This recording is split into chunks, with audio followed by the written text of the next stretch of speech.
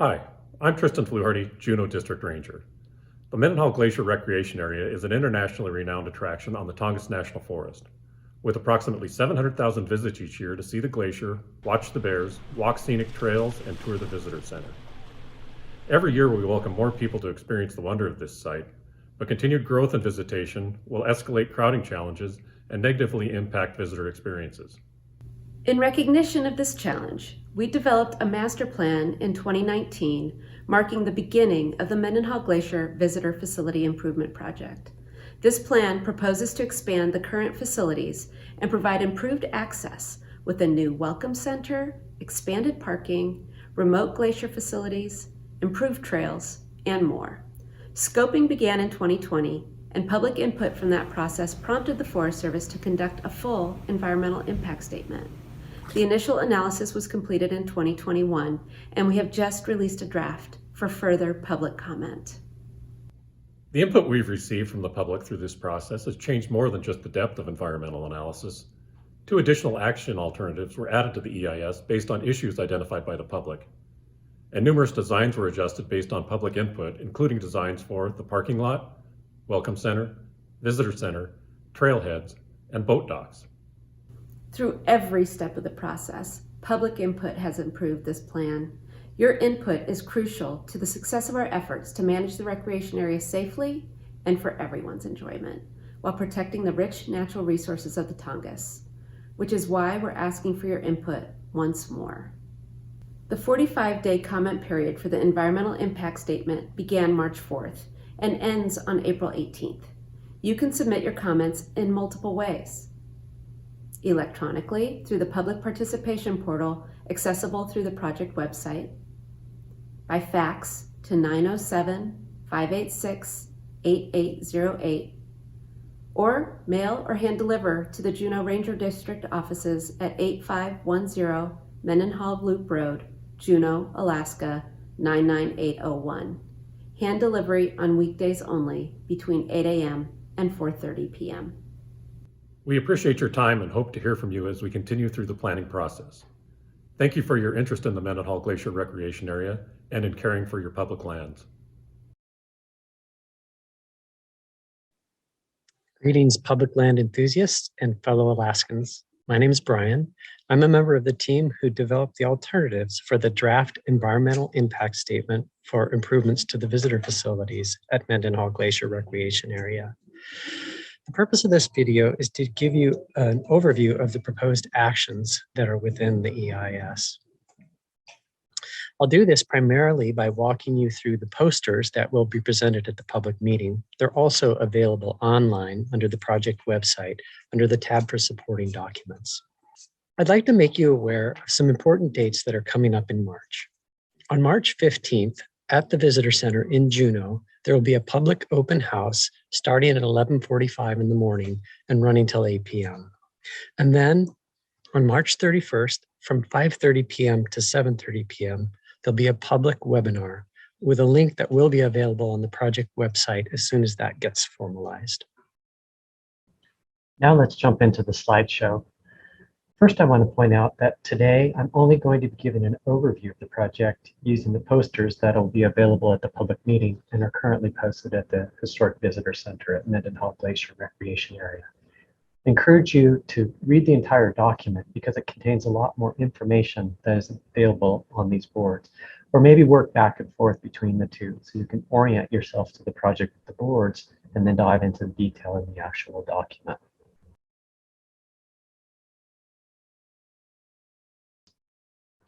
So jumping into the boards.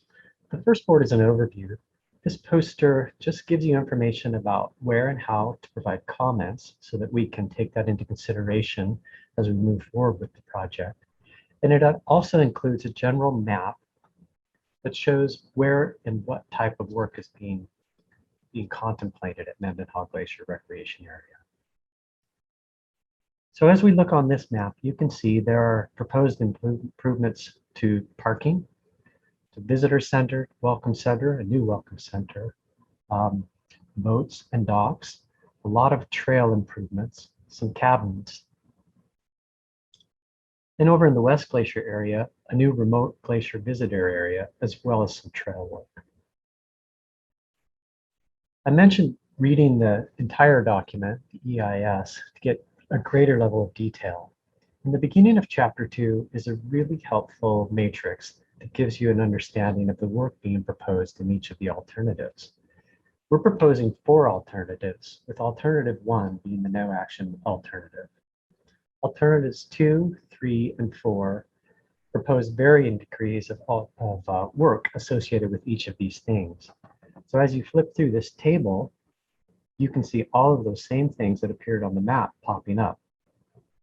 And under each one, it describes the work that is proposed under each alternative related to that item. A very helpful document to use while you're looking at the posters.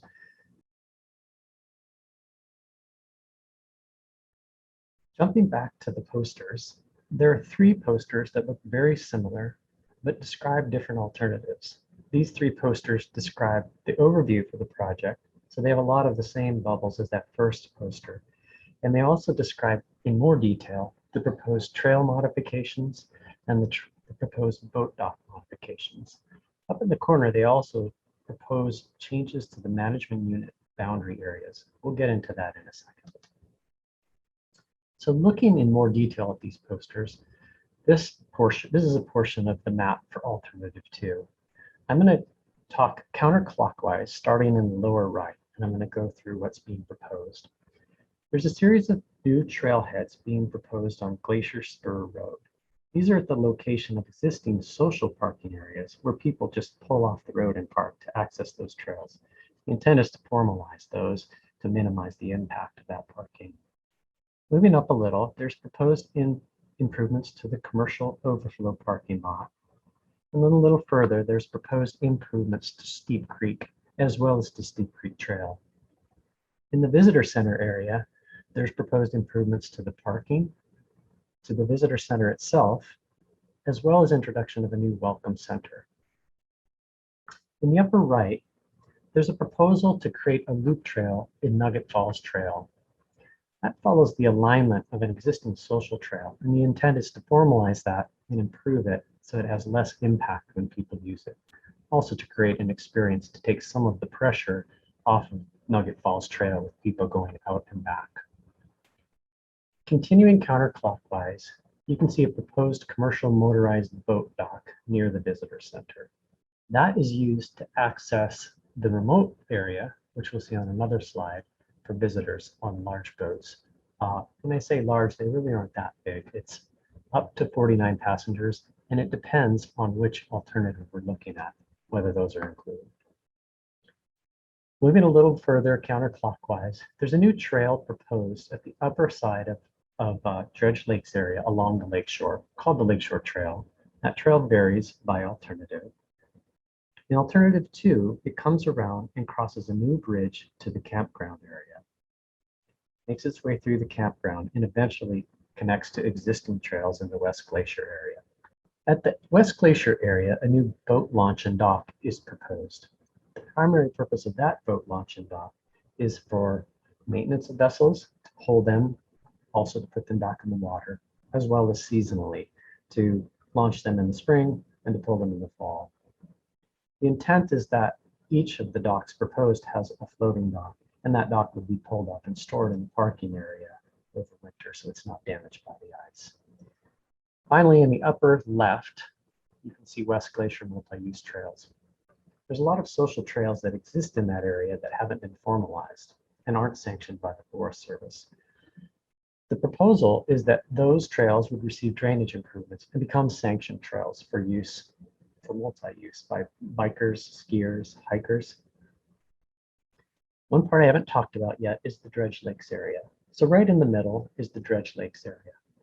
That's currently a very quiet area with a lot of trails, most of which are not yet sanctioned. And there's a mix of mountain bike and hiking trails through that area. The proposal is to keep that as a quiet area, but to improve those trails, especially as it relates to drainage, so that they're more sustainable, keeping them quiet. One exception is there is a proposal to do a Dredge Lakes outer loop, which you can see annotated here. The The intent there is to have an accessible trail that folks can walk along or bike along around the perimeter of the Dredge Lakes area using Lakeshore Trail as part of that connection. Alternative 3 is very similar to Alternative 2 with many of these items, with some subtle differences that I'll talk about here. The first I want to talk about is Lakeshore Trail alignment. You'll notice that the left half of Lakeshore Trail has been pulled inland, and that's to get it out of that area where there's some very popular quiet beaches for people to view, but still allowing some spur trails to access them. There are some other minor differences in how the Dredge Lakes outer loop makes its way around, but for the most part, this is very similar to Alternative 2. Alternative 4 is quite different as relates to trails and docks. So as you can see, the Visitor Center commercial dock is not part of this proposal, nor is the West Glacier dock facility part of this proposal. You want to look closely in the ES at each alternative how those docks are proposed and designed, because there are different ways of looking at them, from no dock in this alternative to two different configurations being proposed for Alternative 2 and 3. The other difference is that the new Lakeshore Trail is an entirely pulled inland with spurs going out to beaches. And there's not a proposal to sanction those trails, sanction and improve those trails within Dredge Lakes, and just leave them as is, as unsanctioned social trails. Over on the remote side, and going back to Alternative 2, there's a proposal to improve a trail which currently exists as a social trail to access the glacier. It's not very safe in some places, and the goal is to make it safer and accessible by more folks and formally sanctioned. In addition to that, there's a proposal to create a commercial boat dock at the remote glacier visitor area and construct a remote glacier visitor area. There's another board where we'll look in more detail at that. The West Glacier Spur Trail is proposed to have a loop that loops up to connect up the hill to the existing West Glacier Trail to loop back. Alternative 3 varies slightly in that it doesn't propose a dock in the remote glacier area.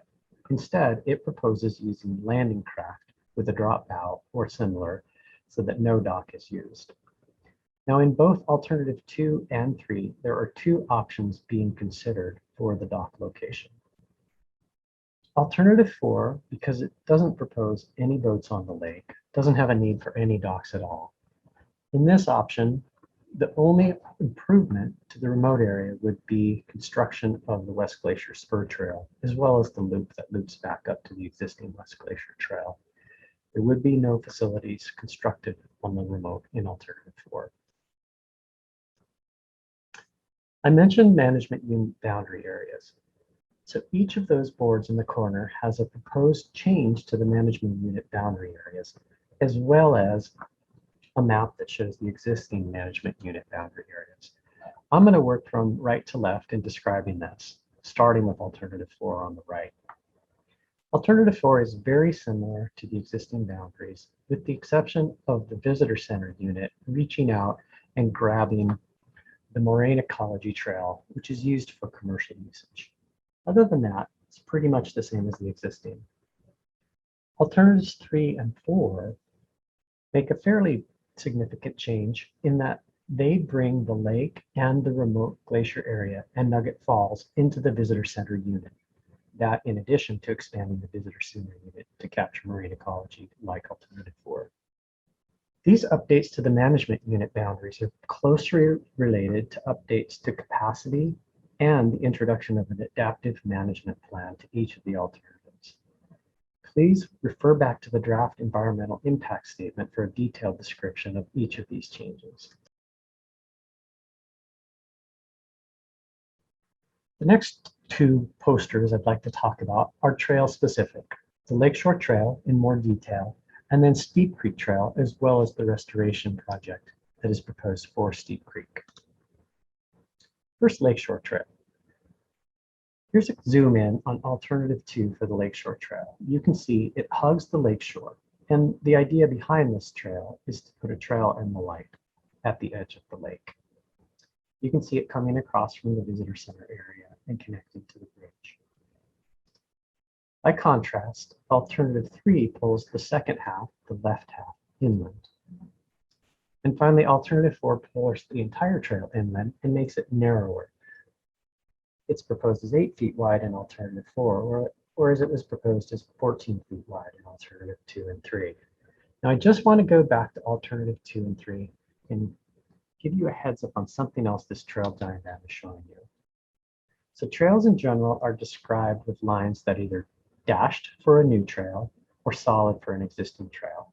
And then there's a line type with the letter D that's describing the decommissioning on the trail. What I want to point out on this drawing are the pink areas or the fuchsia areas. There are a lot of proposed elevated sections of trail, and those are to allow both the continued movement of water, one way or the other, to raise the trail above the existing water so that it can pass under, and to help deal with lake level fluctuations. In addition, the yellow portions, the at-grade portions of the trail, where they impact water flow, are proposed with an engineered system of culverts so that they can fluctuate with lake water level, much like a causeway. That's described in more detail in the supplemental reports. Switching to Steep Creek Trail, Steep Creek has 2 primary improvements. One is replacement and upgrade of the existing boardwalk with a new trail system. And the second is improvement to the creek alignment from where Glacier Spur Road crosses it downstream approximately to an existing kettle pond called Backside Pond. The proposal is to improve the alignment of the creek so it provides better habitat for salmon spawning, which in turn provides better habitat for bears to enjoy the salmon and people to enjoy viewing both the bears and the salmon. The proposal is for the realignment to start upwards of the bridge, and the proposal is to replace the existing culverts with a bridge. Look at the supplemental reports for more detail on what that proposal is. Moving downstream, the creek realignment would continue about to that Backside Pond, and a new connection would be made to Backside Pond to create new habitat for juvenile salmon. The pond would be enlarged slightly with the same purpose in mind. Now, in terms of the trail, alternative 2, which we're looking at, proposes replacing and upgrading the boardwalk from the new Welcome Center all the way upstream under the new bridge and up to connection with the Trail of Time. It also proposes construction of an elevated portion of the Trail of Time where it's currently having some erosion problems. And then finally, at the terminus of the new Steep Creek Trail would be a new viewing platform and blind at Dipper Falls.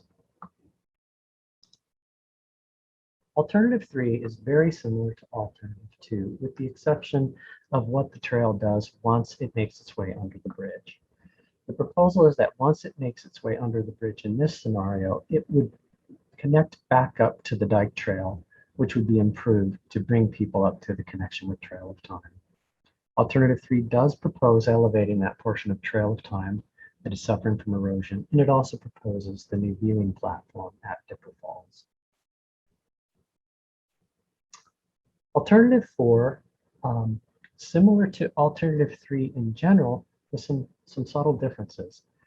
It steps back, the new boardwalk steps back a bit from the creek, and the platforms become little outlets that are separate little spurs that connect to a viewing platform. So thus the trail itself moves a little bit back from the creek. Where it reaches the bridge at Glacier Spur Road, the proposal is for a terminal platform, and then just back from that, an at-grade crossing to the existing Dike Trail. And again, over at the Trail of Time, a small amount of elevated walkway to deal with the erosion and the viewing platform at Dipper Falls. Now I'm going to jump back a couple steps, and we're going to look at this focusing on the upper end or the north end of Steep Creek at the estuary. Now in alternative 2, you can see there's a proposal for a boardwalk to reach all the way over to basically the west side of the Beaver Ponds, connect down to a new extension of the Lakeshore Trail that goes in front of the new Welcome Center. By contrast, alternative 3 makes that connection across below the Beaver Pond, but then connects to a trail that goes out to the docks. And finally, alternative 4, very similar, but a little bit less trail construction in general. I want to talk about the trail as relates to zigzag pond and parking, and we'll get to that later.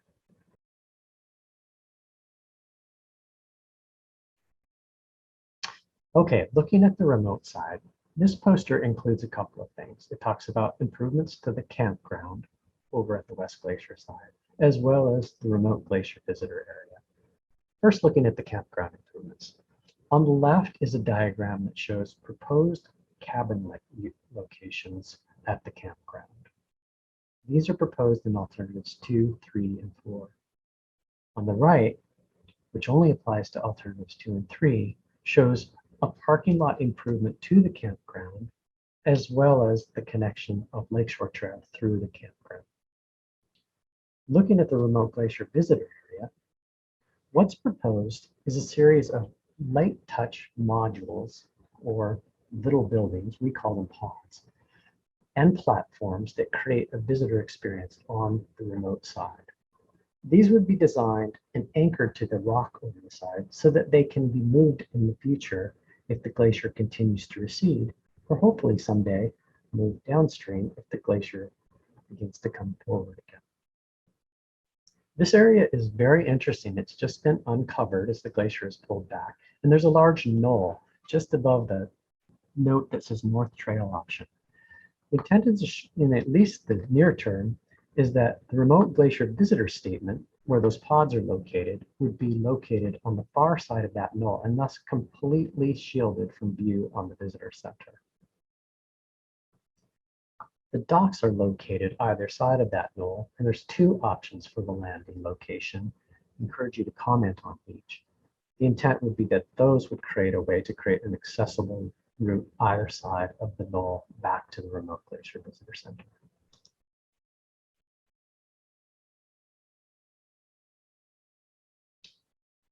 Now I'd like to talk about expanded parking and improved access at the recreation area. To start with, alternatives 2, 3, and 4 propose a series of 3 new trailhead parking lots. A small parking lot at Dredge Lake's trailhead, a second at Crystal Lake trailhead, and a third at Power Line trailhead. As you can see, these aren't large lots, but the intent is to take the pressure off the parallel roadside parking that currently happens and allow a more formal solution that is sustainable long term. Alternatives 2, 3, and 4 also propose improvements to the commercial parking and staging area. This is where the buses stage during the visitor season. At the lower portion of this lot is a large snow storage area in conjunction with the city borough of Juneau. The intent of this proposal is to pretty much stay within the existing footprint of the commercial parking area, to pave approximately 2/3 of it, that's the lighter gray portion of the area, and to slightly realign the entry. You can see the entry at the top has been relocated a little bit. In addition, there's a proposal to introduce a small maintenance facility that can house equipment to support maintenance of the entire recreation area. Moving northward to the main parking area for the visitor center, Alternative 2 proposes a configuration with commercial parking to the west and private vehicle parking to the east. To accommodate this, Alternative 2 proposes filling in Zigzag Pond. The parking lot would keep all commercial, including for hire vehicles, within the same area, helping avoid the conflict around the east side.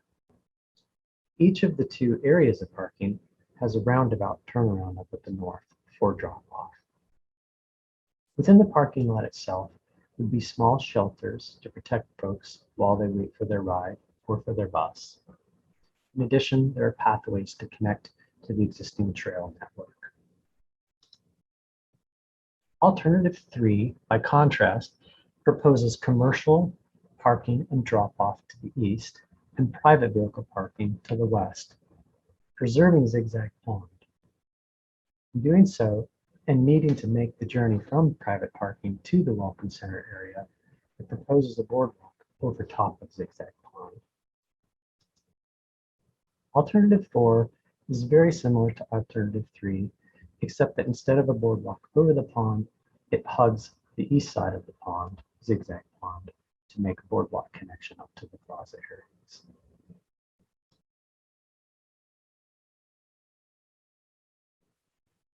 Moving north, the next two posters deal with the proposed Welcome Center as well as proposed improvements to the Historic Visitor Center. Starting with the Welcome Center. The Welcome Center is intended as a home-based building for visitors as well as for locals. It provides bathrooms, a warming facility, the main information and greeting desk staffed by Forest Service and hopefully by vendor staff. It introduces a small cafe as well as a lounge. The lounge is intended for use during the visitor season as a place to enjoy food and views towards the glacier, also to wait for your family if they're going on a more ambitious journey than you were ready for.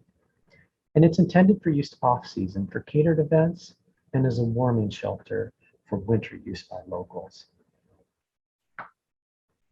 It's located and sized in direct response to comments we received during the scoping process. We've located it in the location of the existing pavilion so that it doesn't block the view as you arrive at the visitor center towards the glacier. It's also been kept as low as possible with the roof pitched towards the beaver pond so that it can drain in that direction. Here's a look at the Welcome Center from the sledding hill and back towards the Historic Visitor Center. You can see from this that it's respectful in its architecture to the Historic Visitor Center, but it doesn't try to duplicate it. It lets the visitor center be primary. Looking specifically at the existing visitor center, as part of the analysis, we conducted a study using the Secretary of Interior's guidelines for historic properties to determine whether this facility would be eligible to be on the National Register. And the determination was that yes, it is a historically significant building that retains its integrity enough to be eligible to be placed on the Historic Register.